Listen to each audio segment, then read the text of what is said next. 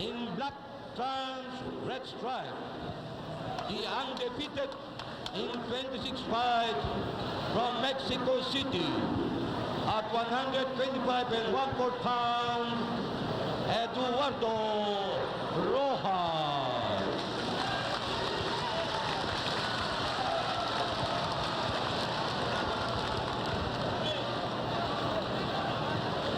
And the former WBA bantamweight champion of the world, our very own, at 123 and 1/2 pounds, Luisito Espinosa.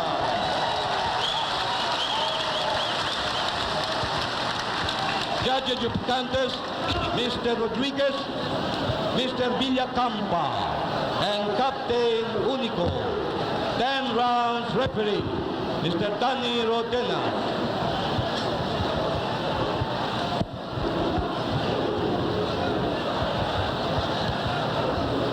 Carlos Gutierrez, the cornerman, and the second of Eduardo Rojas, nicknamed Lalo. And Rojas will be fighting in the dark-colored trunks. You see him now to the right of your screens. Luisito Espinosa in the light-colored trunks. They're now being called to the center of the ring for the last-minute instructions. Being given by our referee, I think that's Danny Rodenas, yes. He will be the third man in the ring. Napakagandang lalaki naman ito ni Danny Rodenas. Yes, pati ang kanyang bigote, nakakainggit. All right, ladies and gentlemen, and Edwin. Yes, this is the first time na si Louie ay lalaban under his father. Ang kanyang trainer po, si Deo Espinosa. Okay. His father is going to be at his corner, watching out over his son, Luisito Espinosa, in the light-colored trunks versus Eduardo Rojas of Mexico City, the Federal District, in the dark-colored trunks. Again, depending on which record you wish to believe, Eduardo Rojas boasts of a 24-0-2 record with 30 knockouts. Some sources say that he has a 32-2 loss record with 17 knockouts. Luisito Espinosa's record, however, is confirmed to be 27 wins, 6 losses, and 13 knockouts, including that sensational first-round knockout over Calcor Galaxy 1989 to win the WBA Bantamweight Championship. Espinosa now finding a different weight, up to 127 pounds, a more comfortable weight for him. He has not had to reduce drastically for this fight, Eduardo Rojas. More familiar, I understand, fighting against junior welterweights and lightweights in his native Mexico City.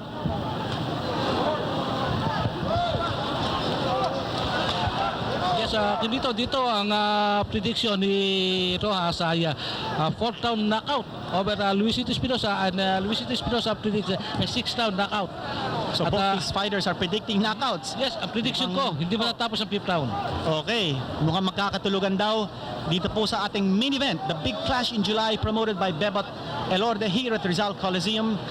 And this has attracted and drawn 7,000 to 8,000 fans here, reacting to every blow thrown in this fight.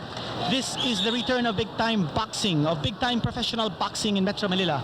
At ringside, we have here the new Games and Amusements Board Chairman, Francisco King Sumulong Jr.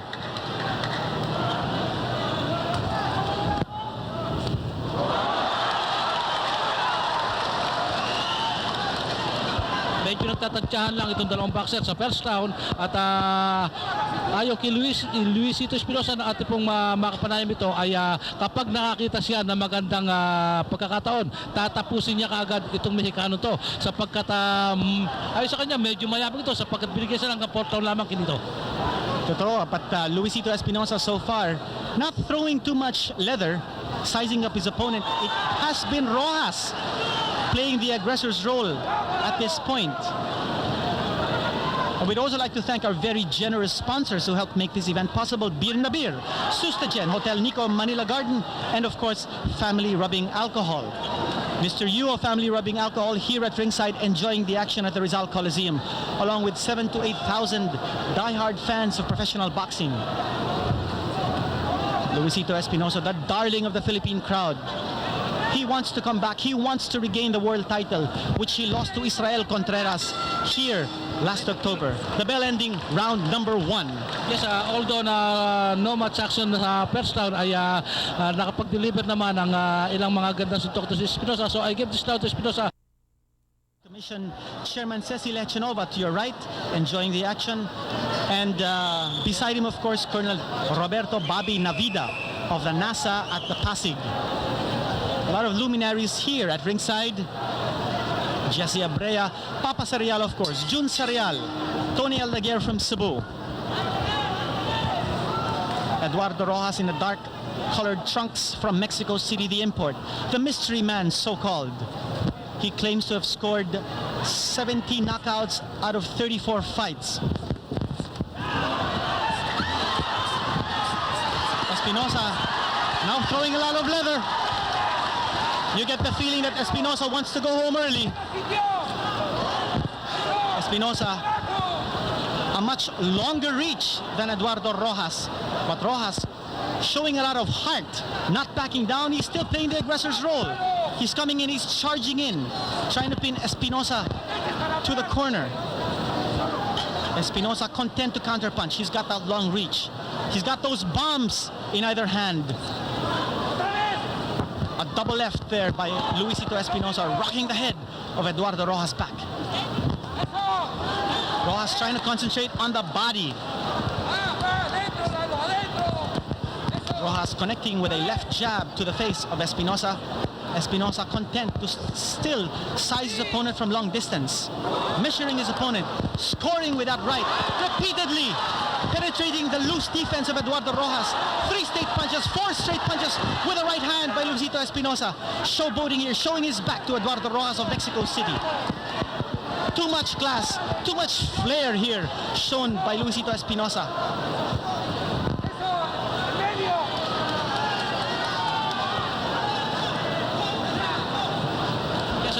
Itong Espinosa na nakita natin ngayon, hindi po ito ang Luisito Espinosa na nakita natin nung lumabas sa Israel Contreras. Well, it looks like, yes, kinito, sapagkat ngayon ay napapas natin kay Espinosa ay matibay ang kanyang stamina at itong timbang na nilalaban niya ngayon ay pitted na pitted sa kanyang estilo. Totoo yan, Edwin. It looks like he has found his natural fighting weight. And he's not moving around. He's actually fighting Eduardo Rojas stand up. He's slugging it out with him, trying to trade blow for blow. Hindi siya masyadong gumagamit ng lateral movement and footwork, both of which he has been known to use in the past. Throwing leather from long range, Luisito Espinosa exploiting his advantage in reach. Si Rojas can't seem to cut the ring off on Espinosa. He's trying to find his distance by fighting inside the punching range of Espinosa, but can't seem to get in. Espinosa holding and keeping him at bay with his long reach, with his piston-like left jab, his rapid-fire combinations from long range. Rojas looking a little frustrated, not being able to unload here against Luisito Espinosa. Espinosa connecting with a combination from long distance. Maganda ang pinapakita ni Luisito. Mukhang kayang-kaya niya itong kalaban. Pero kulang ng jab ito si Louie, kung kaya nakakalapit itong kanyang kalaban. Totoo yan. Yes, alam mo, Kinito, tulad na sinabi natin, ang jab ang nakasisira ng diskarte ng isang boxer. Kailangan gamitin niya ang jab na ito sapagkat mahaba ang kanyang kamay at hindi kailangan makalapit sa kanya itong si Rojas sapagkat last time ito na maglaban sila ni Israel Contreras, nakalapit si Contreras sa kanya at yun ay pinagbayaran niya ng malaki. Natalo siya by knockout. Totoo yan. Well, one thing we've noticed here is the rather porous defense of Eduardo Rojas. We see this slow motion action. Punches being thrown there by Luisito Espinosa, cornering Eduardo Rojas. This is second round action. A lot of punches being thrown here by Espinosa. Report from Mexico City, the mystery man, Lalo Eduardo Rojas. Third man in the ring, Danny Rodenas. This is the big clash in July promoted by Bebot Alaurde here at the Rizal Memorial Coliseum. May we also take the opportunity to thank Milas Lechon for their delicious lechon. Napakasarap, napakalutong. And of course, we'd also like to thank our other generous sponsors who helped make this big clash in July possible. Beer na Beer, Sustagen, Hotel Nico, Manila Garden, and Family Rubbing Alcohol. Action now picking up. Ross's left eye slightly puffing here, slightly closing as a result of the constant barrage of left and rights from Luisito. Lindol Espinosa A knockdown scored here. A knockdown. Eduardo Rojas claiming that he slipped. And he's looking at his corner. He's telling his trainer Carlos Gutierrez that he was not hurt. He was not knocked down, but Danny Rodenas counting the knockdown. We have to see that on our slow-mo action in between rounds. Measuring his opponent now, Luisito Espinosa. He looks like he's got the handle here on Eduardo Rojas. The left eye of Eduardo Rojas slowly but surely puffing. Rojas trying to score punches to the midsection. Can't seem to find his range because of the long reach of Luisito Espinosa, who's keeping the Mexican at bay. Sa akin dito, in fact, kailangan manalo dito si Espinosa sapagkat last time around na lumabas sa Mexico, natalo siya by knockout over Jose Juan Dinamita Estrada. And that was a controversial knockout scored. Luisito claimed that he was felled by a low blow. Previously, we saw Luisito score with a left uppercut that jolted Eduardo Rojas. Now trying a right uppercut. Espinosa showing a vast arsenal of blows here in this fight. Looks like he's certainly trained well and hard for Eduardo Rojas. He's showing good punching power, good agility, good flexibility. Luisito Espinosa could have found his natural fighting weight at the featherweight division. Yes, in fact, maganda ang mga pinakita dito ni Espinosa. Ang masasabi ko lang, kulang siya ng jab dito, kanya nakakalapit itong kanyang kalaban. At although na sa tingin ko, it's an easy win for Espinosa. I think so. Again, he's scoring from long range. He's poking that long right, and the porous defense of Eduardo Rojas allowing Luisito Espinosa to probe inside and score heavily with long right hands. Eduardo Rojas holding on to his left eye, which is puffing badly. It's starting to close shut.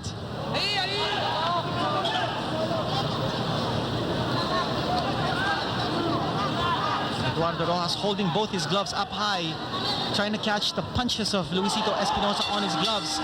And Espinosa scoring once again with a left uppercut as the round comes to a close. Another big round for Luisito Espinosa. Rojas still unable to unload. Yes, convincing third down for Espinosa. At dahil po nagkaroon ng knockdown dito, I gave this round to Espinosa 10-8. Of course, you see the father of Luisito Espinosa, Dio Espinosa, giving instructions at the corner. Let's take a look at the slow-mo replay action from round number 3. Espinosa, the light-colored trunks. There's a glancing left-hand shot there, but claiming that he slipped. And let's take a look at that again. Okay, some slow-mo action from round number 3. Round number 4, right here. Rizal Coliseum, the big clash in July. Ito ang na sinasabi ni Rojas na patutulugin niya si Espinosa. Ito, tingnan natin kung mapapatunayan ni Eduardo Rojas ang kanyang sinabi na mapapatulog daw niya. Ito si Luisito Espinosa. So far, siyang matulog. Palagay ko, baka siya pa ang matulog. Eduardo Rojas still showing nothing here. Coming south of the border, Eduardo Rojas. Rojas still coming on strong. You see, he's not backtracking. He's moving in. Very aggressive fighter from Mexico City. Fans here enjoying the action fast and furious. Luisito Espinosa, as our friend here and partner Edwin Cesa says, he has not been flicking his left jab. He really hasn't had any need to. He's throwing combinations from long range and he is finding the mark.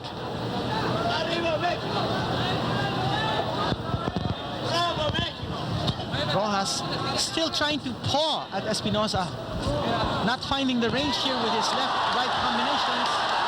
And Espinosa jolting and staggering Rojas. Rojas could fall. He has fallen once more. A knockdown, a left-hand shot to the side of the face of Eduardo Rojas. Curtains could be closing on the Mexican import, the mystery man Eduardo Rojas. Another knockdown scored here by Luisito Espinosa in round number 4. Espinosa now biding his time. Timing lamang dito si Espinosa. At pag nakakita ng magandang pagkakataon, ay binibigyan na niya ang kanyang pamatay na suntok. Fighting patiently. Hindi siya na masyado nag-aapura. I think he has certainly matured. This is a new Luisito Espinosa we are watching. A new Luisito Espinosa. Polished, matured, fighting at his natural weight, at featherweight. This is a world-class contender. Perhaps another world championship coming in the way of Luisito Espinosa in the future. But first he must dispose of Eduardo Rojas, who has already been decked twice in this fight. Round number 4. Eduardo Rojas, the mystery man from Mexico City, in the dark-colored trunks.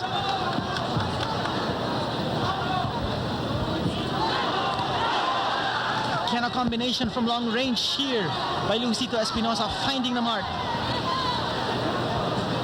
Sensing that he can take out Eduardo Rojas any time in this fight. He can put him to sleep. Rojas fighting courageously, valiantly, bravely, with a big heart. Sugod ng sugod itong Mexicano. Hindi natatakot. Yes, dahil alam niya na siya ay naiiwanan sa puntos dito. Honoring Luisito Espinosa for his valiant efforts so far. He has scored 2 knockdowns in this fight. This has been rather one-sided so far. People want blood. Yes, this is another 10-8 for Espinosa. It looks like another 10-8 round. Let's see some slow-mo action here from round number 4. Espinosa scoring heavily with the left. Twice he staggered Eduardo Rojas with his left hand, as we saw here in our slow-motion replay. Another left-hand shot. And still a 4th left-hand shot. And finally, Eduardo Rojas down on the canvas for the 2nd knockdown of the fight. Mr. Ernie Yu of Pagoda and Family Rubbing Alcohol fame, enjoying the action at ringside beside Senator Ramon Revilla. And you take a look at the throng of fans turning out here at the Rizal Coliseum for Bebot Alorde's blockbuster and highly successful, if I might add, Big Clash in July promotion. Luisito Espinosa, the light-colored trunks versus Eduardo Rojas. So far, Espinosa has scored 2 knockdowns in this fight. Rojas still showing nothing except a brave fighting heart. Rojas continuing to bull his way in, trying to force the action, and Espinosa holding on to the ropes, and again scoring with a big right-hand blow. Raising perspiration from the head of Eduardo Rojas. Rojas not backing down, not retreating, still coming in. He wants to land that just one big blow to be able to take the starch out of Luisito Espinosa. That is the only hope, the big hope of this Mexican courageous fighter.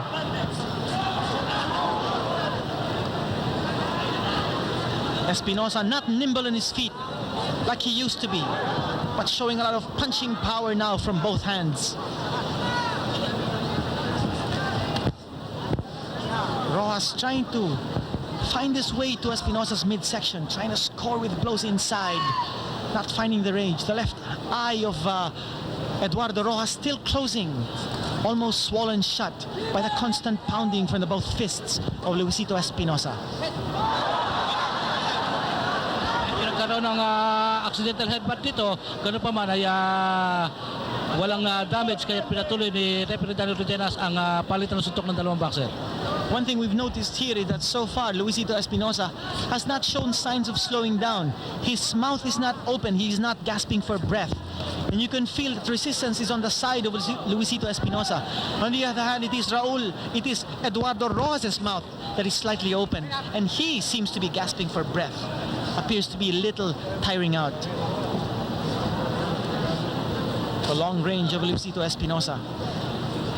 Again, working to the advantage of the former WBA bantamweight champion, now fighting at featherweight. Rojas fighting with his head bent low to avoid any possible punches to the jaw coming from Luisito Espinosa. Fighting almost with blind courage. Eduardo Rojas from Mexico City, showing a valiant and gallant heart. Third man in the ring, Danny Rodenas.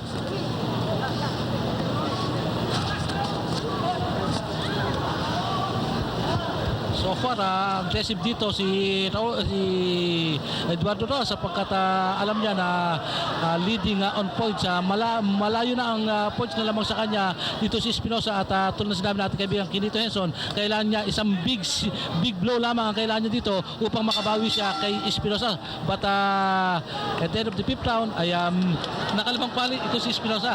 So I give this round to Espinosa 10-9 again. Again, a shutout so far being scored here, being pitched by Luisito Espinosa. in that last round. Eduardo Rojas not throwing enough leather to earn the nod from the judges and even our unofficial scorecard here at ringside. In round number 6, ito ang prediction naman ni Espinosa na patutulugin niya si Eduardo Rojas. Okay, titingnan natin kung mapapatunayan ni Luisito Espinosa ang kanyang sinabi. Slow-mo action right here. Espinosa showing some slow showboat tactics here, holding on to the rope strand while throwing leather at Eduardo Rojas. You see him almost our very generous sponsors who helped make this big clash in July possible. You see the big crowd on hand to watch these fights. Beer na Beer, Sustagen, Hotel Nico Manila Garden, and Family Rubbing Alcohol. We'd also like to thank Milas Lechon for their delicious lechon. Napakasarap, napakalutong. Maganda siguro kung makatikim naman tayo ng Milas Lechon one of these days, ha? Edwin. Yes, masarap na pagkain yan. Lalo-lalo na kung gawin pulutan ng beer na beer. Nako, patay. Okay, back to action here at Rizal Coliseum. Big clash in July, round number 6. Eduardo Rojas versus Luisito Espinosa. This is the round that Luisito Espinosa has predicted he would knock out Eduardo Rojas. Let's see whether he can do it. So far, Rojas now coming on strong, trying to play the aggressive role.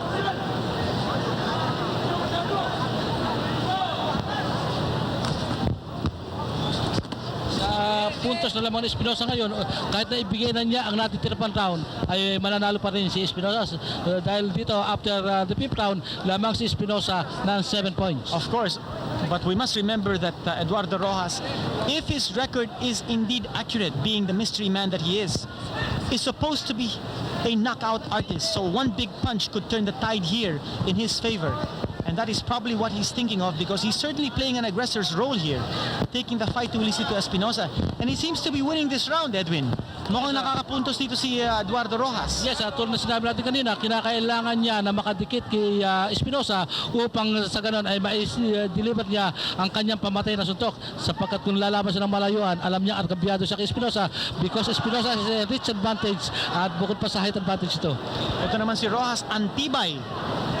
Very, very strong. He's absorbing some of the best shots here of Luisito Espinosa and coming back for more.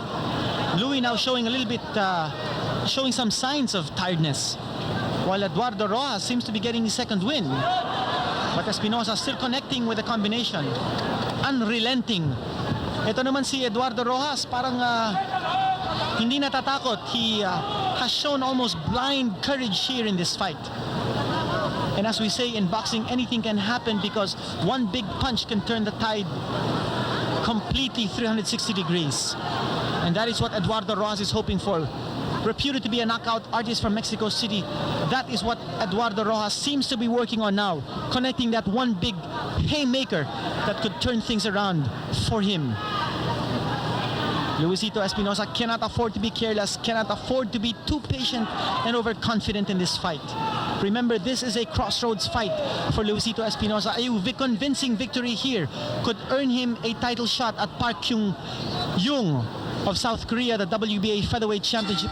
Or of course, promoter Bebot Alorde has promised Espinosa that if he wins here, he could earn a rematch with his tormentor Israel Contreras, who has now been dethroned as WBA. I give it to Espinosa 10-9. 10-9 on the scorecard of Edwin Sese, who seems to be a little bit more generous. We see here now the slow-mo replay. In my own personal scorecard, I would probably give that to Eduardo Rojas. At si Espinosa seems to have slowed down in that particular round, while Rojas, playing the aggressor's role, did connect with some nifty punches, particularly from long range, at some points, at some crucial points of that round. Round number 7 coming up. Again, in analyst and co-panelist Edwin Cesa's scorecard, Espinosa pitching a shutout. Whereas in my personal course scorecard, Eduardo Rojas has now managed to squeeze in with 1 round, as against 5 rounds won by Luisito Espinosa so far. This is round number 7. So far, 2 knockdowns scored by Luisito Espinosa, once in the 3rd and another in the 4th round. Eduardo Rojas showing a fighting heart, never backing down from the two-fisted attack of Luisito Espinosa. 3rd man in the ring, Danny Rodenas. Rojas in a dark-colored jersey, or in the dark-colored trunks, versus Luisito Espinosa with the white or the light colored trunks.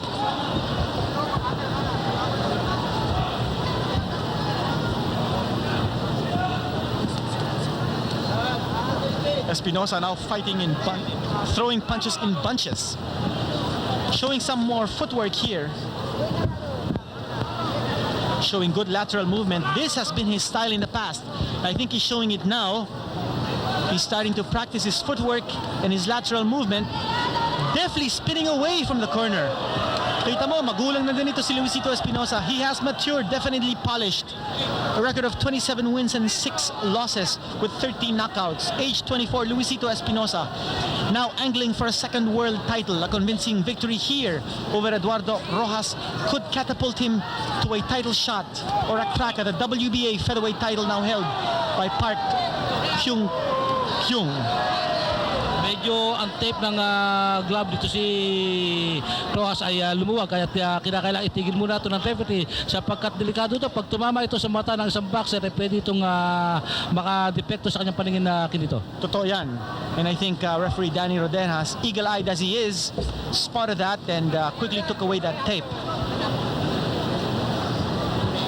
Fighting here from close range, Eduardo Rojas versus Luisito Espinosa. The Mexican has been downed twice, but Luisito Espinosa still not able to keep him down for good.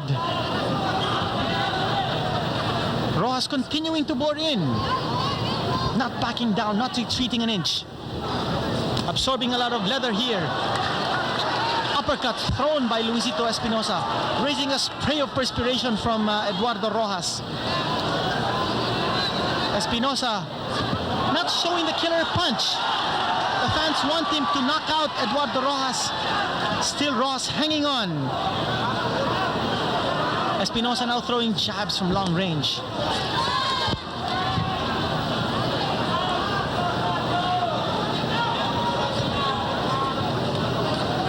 Again, Rojas pounding his punches at the ribs of Luisito Espinosa, particularly at close range. This is what he needs to do. Cut the ring off from Espinosa and work his way inside the punching range of Espinosa because of his in an even round. Because Espinosa really didn't take too much initiative there, using his footwork and lateral movement to move away from the punching range or the punching distance of Eduardo Rojas.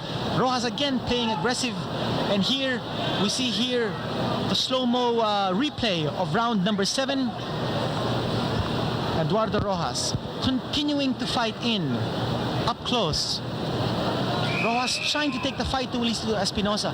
Unfortunately, not showing the arsenal, not showing the artillery to slow down Luisito Espinosa. The former WBA bantamweight champion, now angling for a shot at the WBA featherweight championship held by South Korean Park Hyung-kun. Round number 8.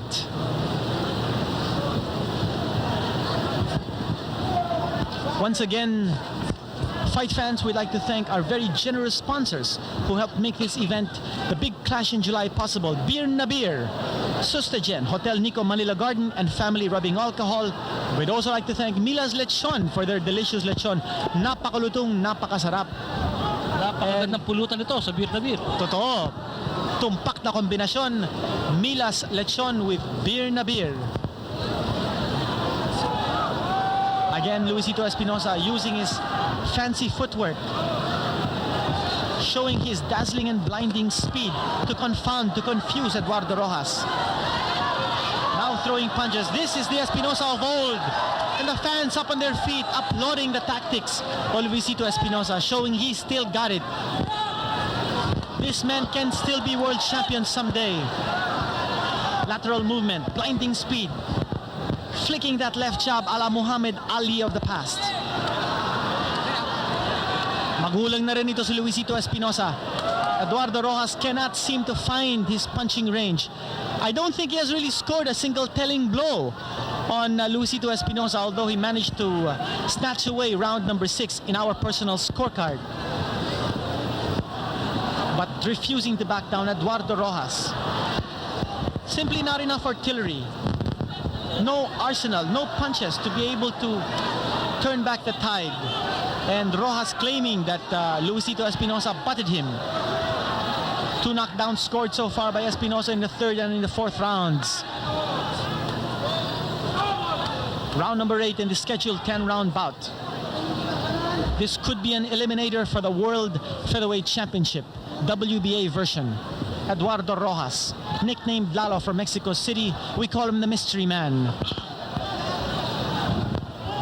Si Espinosa parang hindi napapagod. Ito ang Luisito Espinosa na nakita natin bago siya matalo kay Israel Ito yan. Contreras. It looks like nasa kondisyon ito si Luisito Espinosa. Yes, in fact, yan din ang style na ginamit niya na talunin niya at patulugin si Kakor Galaxy ng Thailand last October 18, 1989. Ito yan. Tsaka mas mukhang determinado ito si Luisito Espinosa. Of course, we know that he already has a baby boy. Yes, at in fact, kinakailangan niyang manalo dito para makuha niya at ang ambisyon niya na muli maging world champion. Totoo yan. Sapagkat according to Papa Satrial, kapag nalo siya dito ay automatic na ilalaban na siya kaya WBA champion, yes, si Park Yung-gyun. Park Yung-gyun ng South Korea sapagkat alam naman natin ang connection nito si Papa Satrial sa World Boxing Body. Totoo yan.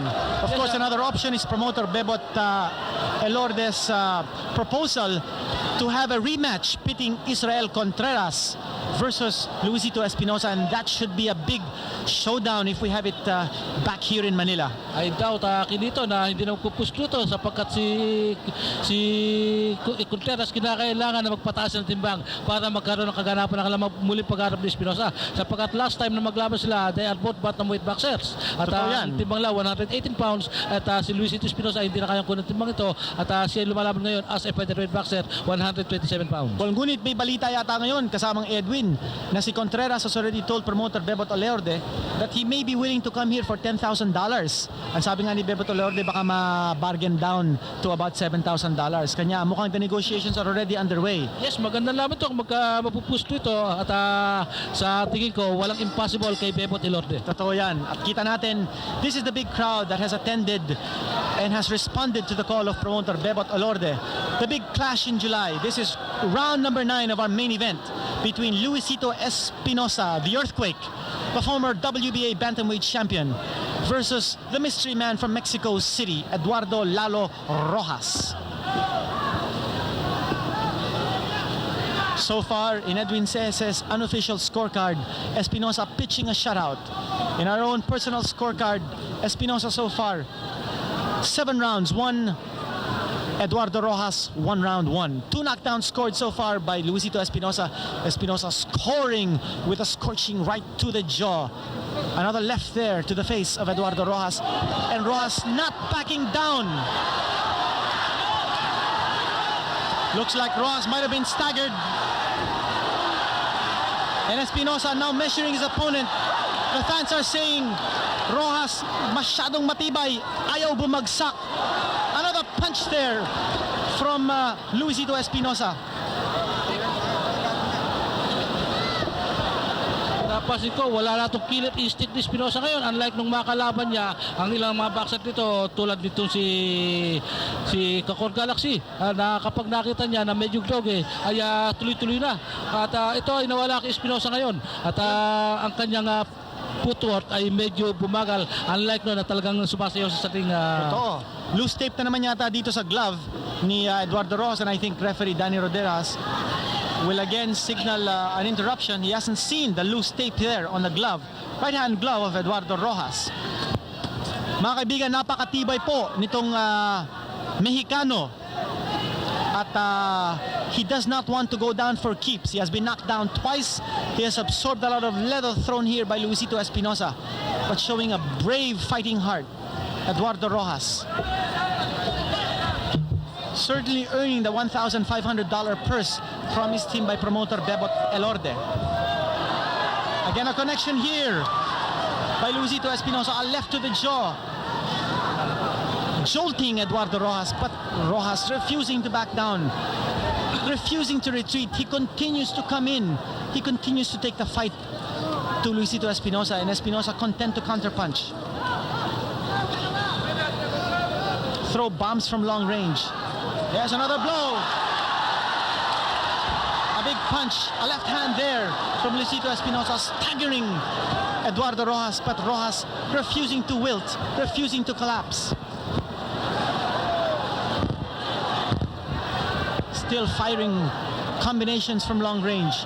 Luisito Espinosa. What appears to be lacking here are the short chopping punches of Luisito Espinosa.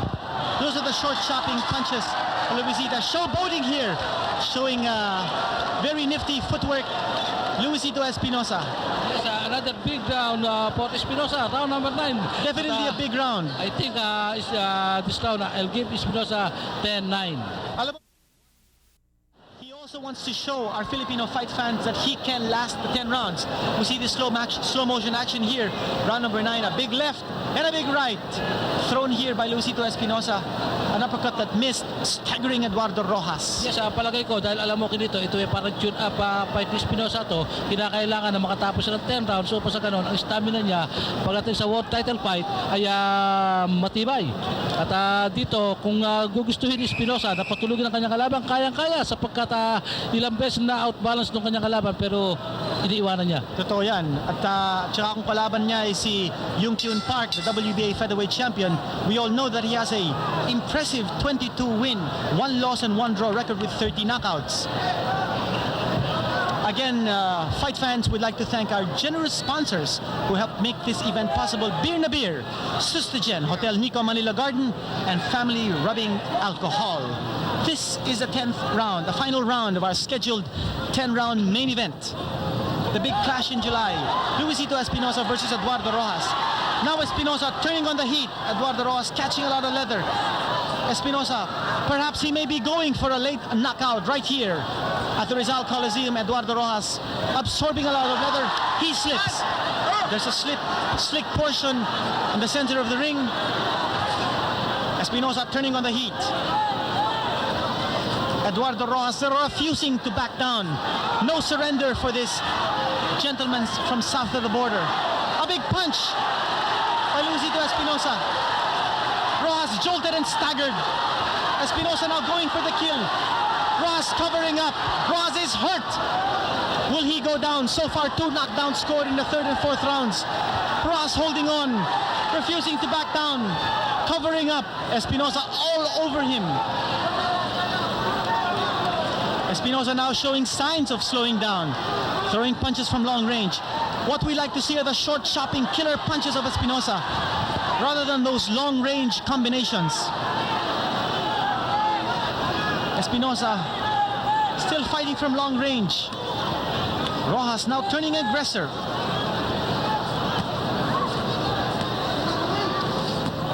Both fighters appeared to be tiring out. Closing seconds here now of round number 10. This has been a grueling main event of the big clash in July. Promoter Bebot Olorde's comeback here at Rizal Coliseum, drawing over 7,000 to 8,000 fans.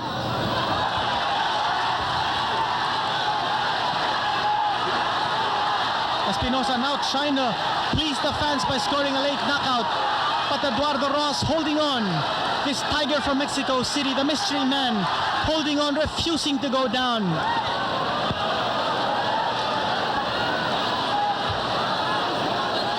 The Mexican with a big heart, Luisito Espinosa, not finding the killer punch to put away his opponent. His short chopping punches were not exhibited here in this 10-round bout. Again, he has shown flashes of brilliance, his lateral footwork, his lateral movement. They're back. Luisito Espinosa, once more the nimble, the sharp punching fighter of old. And there's the end of the fight. The fans up on their feet, applauding Luisito Espinosa's big fight here against the Mexican mystery man, showing a big fighting heart, Eduardo Lalo Rojas. Yes, another big round for Espinosa. At kinito, ang score ko dito, 188. Mukhang shut out ang card ng ating kasama na si Edwin Sese. We've got this slow-mo action here from the last round. Eduardo Rojas and Luisito Espinosa exchanging leather. It looked like in the end Espinosa also ran out of steam. I think he tried to give it his all to score a knockout here. Failing to do so, he will have to be content with for sure a unanimous 10-round decision over the Mexican import, Lalo Rojas. Here's more action from the fight.